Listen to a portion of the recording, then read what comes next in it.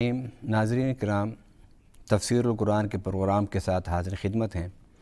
آج ہم انشاءاللہ تعالی 15ویں پارے کا خلاصہ بیان کریں گے، اور 15ویں پارے کا آغاز ہوتا ہے سبحان الذی اسریٰ بعبدہ لیلا من المسجد الحرام الی المسجد الاقصی۔ جمہور علماء کرام کا اور مفسرین کے اس بات پر اتفاق ہے کہ اس آیت میں رب العالمین نے اپنے پیارے حبیب صلی اللہ علیہ وسلم کے سفر معراج کا ذکر فرمایا، اور یہ بڑا عظیم سفر تھا، اور نبی پاک صلی اللہ علیہ وسلم کے چند بڑے معجزات میں سے ایک معجزہ تھا کہ جس کے تفصیل احادیث میں کہ حضور صلی اللہ علیہ وسلم راتوں رات بیت المقدس تشریف لے گئے اور راتوں رات واپس پلٹ آئے۔ رب العالمین نے اسی صورت کے آغاز میں فرمایا ان ھذا القرآن یہدی للتی ہی اقوم، کہ یہ قرآن جو ہے یہ انسانیت کے لیے ہدایت ہے، مومنین کے لیے ہدایت ہے، متقین کے لیے ہدایت ہے۔ یعنی قرآن پاک میں اللہ تعالیٰ نے یہ بیان فرمایا کہ انسان کو زندگی کیسے گزارنی ہے، انسان کو اپنے اخلاق کیسے سنوارنے، انسان کو اپنے انفرادی اور اجتماعی معاملات کو کیسے لے کے چلنا ہے، خاندانی معاملات کو کیسے چلنا ہے، ملکی معاملات کو کیسے سنوارنا ہے۔ رب العالمین نے اسی صورت میں ماں باپ کے حوالے سے بھی گفتگو فرمایا وَقَضَىٰ رَبُّكَ أَلَّا تَعْبُدُوا إِلَّا إِيَّاهُ وَبِالْوَالِدَيْنِ إِحْسَانًا إِمَّا يَبْلُغَنَّ عِندَكَ الْكِبَرَ أَحَدُهُمَا أَوْ كِلَاهُمَا فَلَا تَقُل لَّهُمَا أُفٍّ وَلَا تَنْهَرْهُمَا، کہ ماں باپ کا ادب کرو۔ یعنی اللہ نے اپنی عبادت کے بعد اگر کسی چیز کی ترغیب دی اور حکم دیا تو وہ والدین کے ساتھ حسن سلوک ہے۔ فرمایا ان کے بڑھاپے میں ایسے سنبھالو اور پالو جس طرح انہوں نے اپنی جوانی میں تمہیں بچپن میں پالا اور بڑا کیا، اور ان کے سامنے اف تک نہ کہنا۔ کیا مطلب کہ کوئی ایسی بات یا انداز جو انہیں ناگوار گزرے وہ بھی نہ کہنا اور نہ ان کے سامنے وہ عمل کرنا۔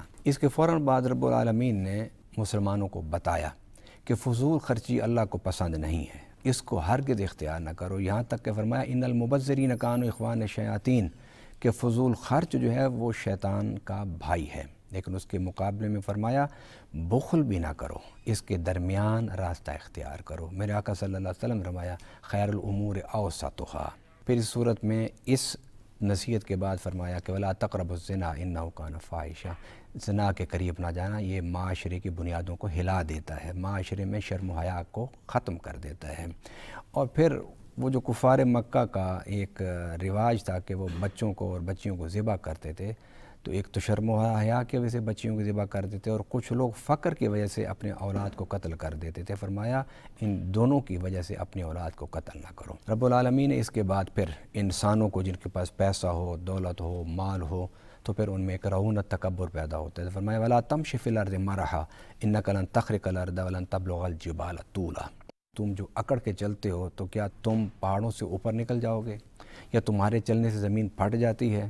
نہ تمہارا قد پہاڑوں سے بلند، نہ تمہارے چلنے سے زمین لرزتی ہے، نہ کانپتی ہے، نہ پڑتی ہے، تو پھر تکبر کس بات کا ہے؟ اگر رب نے کوئی خوبی، کوئی عظمت، کوئی شان کوئی دے دیا ہے تو یہ تو اس بات کا تقاضا کرتا ہے کہ تم اور اس کے عاجز بندے بن کے زندگی گزارو۔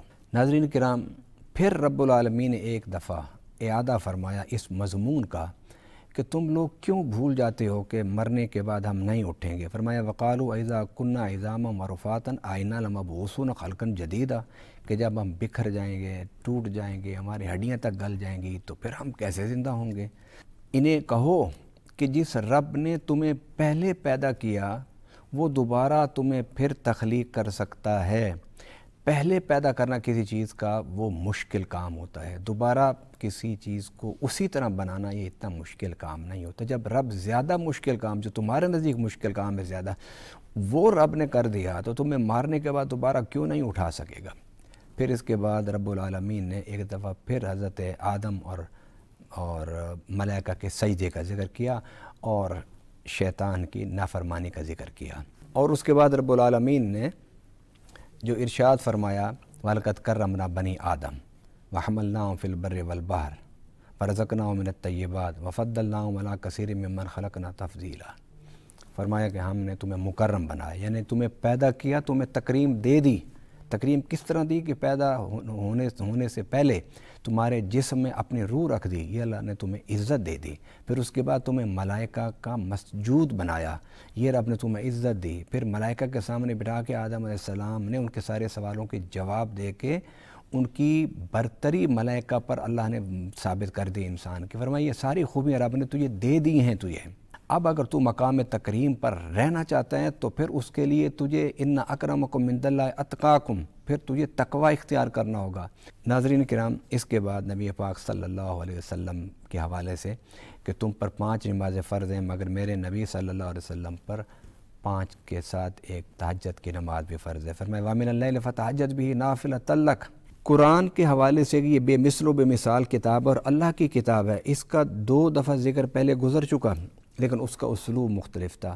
یہ اسلوب مختلف ہے اور بڑا واضح ہے، سمجھانے والا انداز ہے۔ فرمایا کُلَّ إِنِ اجْتَمَعَتِ الْإِنسُ وَالْجِنُّ عَلَىٰ أَن يَأْتُوا بِمِثْلِ هَٰذَا الْقُرْآنِ لَا يَأْتُونَ بِمِثْلِهِ، اگر تم جن و انس سارے اکٹھے ہو جاؤ اور قرآن کی مثل بنانا چاہو تو تم نہیں بنا سکتے۔ ایک دوسرے کے مددگار بن جاؤ، ایک دوسرے کے ساتھ بیٹھ جاؤ، سر جوڑ لو، لیکن تم قرآن جیسی کتاب نہیں بنا سکو گے، اس لیے کہ قرآن انسانی فکر کا نتیجہ نہیں ہے، یہ اللہ کا کلام ہے، تو اللہ جس طرح اس کی کوئی مثال نہیں، اس کلام کی بھی کوئی مثال نہیں بنا سکتا۔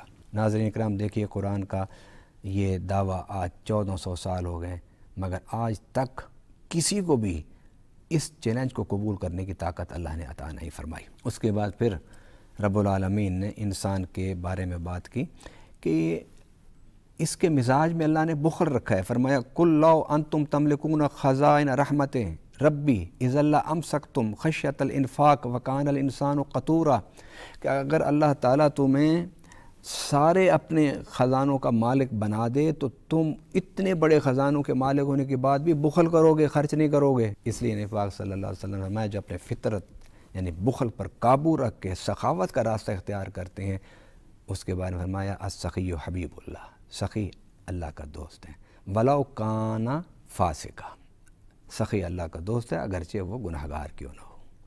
اور البخیل عدو اللہ وَلَوْ كَانَ زاہدًا، بخیل اللہ کا دشمن ہے اگرچہ وہ نیکوکار کیوں نہ ہو۔ آئیے اللہ کے خزانوں میں سے خرچ کرنا سیکھیے اور رب کے اس وعدے پر یقین کیجیے کہ رب کہتا ہے میں ایک کے بدلے میں 2700 دیتا ہوں۔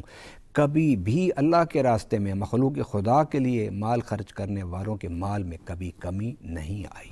سورہ اسرا بنی اسرائیل کا اختتام ہوتا ہے اور 2 جز 2 ربع جو قرآن پاک کے ہیں 2 پاؤ جن کو ہم کہتے ہیں وہ بھی مکمل ہو گئے۔ اب سورۃ الکہف کا آغاز ہو رہا ہے اور اس سورۃ الکہف کے آغاز میں بھی فرمایا الحمدللہ الذی انزل علی عبدہ الکتاب ولم یجعل لہ عوجا، کہ شکر کرو اللہ نے اپنے بندہ خاص پر کتاب نازل کی اور اس میں کوئی ٹیڑھ پن نہیں ہے، بالکل سیدھا سیدھا یہ راستہ دکھاتا ہے اگر تم سمجھنا چاہو، اگر تم چلنا چاہو، اگر تم آگے بڑھنا چاہو۔ آج کے ہمارے اس تفسیر کے پروگرام میں سورۃ الکہف کے حوالے سے 3 واقعات کا ذکر ہے اور باقی ذکر پھر اگلے پارہ میں انشاءاللہ ہم کریں گے۔ 3 واقعات کا ذکر ہے۔ پہلا ذکر اصحاب کہف کا کہ کچھ نوجوان تھے، ان پر بادشاہ جبر کرتا تھا اپنے رعایا پر، تو وہ نوجوان اپنے ایمان کی حفاظت کے لیے غار میں جا کے انہوں نے بسیرا کر لیا۔ پھر سارا ذکر اس کا ہے کہ وہاں انہوں نے بسیرا کیا۔ پھر اس کے بعد دوسرا جو بڑا واقعہ ہے وہ یہ ہے کہ نبی پاک صلی اللہ علیہ وسلم کے پاس کچھ آئے لوگ، انہوں نے کہا کہ ہمیں بتاؤ کہ وہ کتنے لوگ تھے، کتنا عرصہ ٹھہرے، کیسے ٹھہرے، یہ انہوں نے سوال کیا نبی صلی اللہ علیہ وسلم سے۔ نبی پاک صلی اللہ علیہ وسلم نے فرمایا کل پوچھ لینا، تو وہ کل آئے تو رات کو جبرائیل نہ آئے تو حضور نے فرمایا کل پوچھ لینا۔ تقریباً 2-3 دفعہ ایسے کیا تو انہوں نے حضور صلی اللہ علیہ وسلم کے خلاف پروپیگنڈا کرنا شروع کر دیا۔ پھر نبی پاک صلی اللہ علیہ وسلم اس پروپیگنڈا کو سنا اور انہوں نے پھر آ کے پوچھا تو آپ کی زبان سے بے اختیار اللہ نے یہ جملہ جاری فرما دیا انشاءاللہ کل میں تمہیں بتاؤں گا۔ تو جب انشاءاللہ زبان سے نکلا تو جبرائیل آ گئے، فرمایا وَلَا تَقُولَنَّ لِشَيْءٍ إِنِّي فَاعِلٌ ذَلِكَ غَدًا إِلَّا أَن يَشَاءَ اللَّهُ، کہ اللہ کے ذکر کو بھولے بغیر کوئی بات نہ کیا کرو۔ ناظرین کرام، جب اللہ اپنے حبیب کے ذریعے ہمیں یہ تعلیم دے رہا ہے تو ہمیں اس پر غور کرنا چاہیے کہ ہر چیز کو اللہ کی طرف منسوب کر کے بات کرنا اس کی کتنی اہمیت ہے۔ پھر فرمایا وَلَبِثُوا فِي كَهْفِهِمْ 300 سِنِينَ وَازْدَادُوا تِسْعًا، فرمایا کہ وہ جو اصحاب کہف تھے 300 سنین وازدادوا تسعا، 300 سال اور 10 اس سے کچھ اوپر رب العالمین نے اس کا بتا دیا۔ پھر اسی طرح حضرت موسیٰ علیہ السلام اپنی امت میں بیٹھے تھے تو کسی نے سوال کر دیا کہ اے موسیٰ اس وقت بڑا عالم کون ہے؟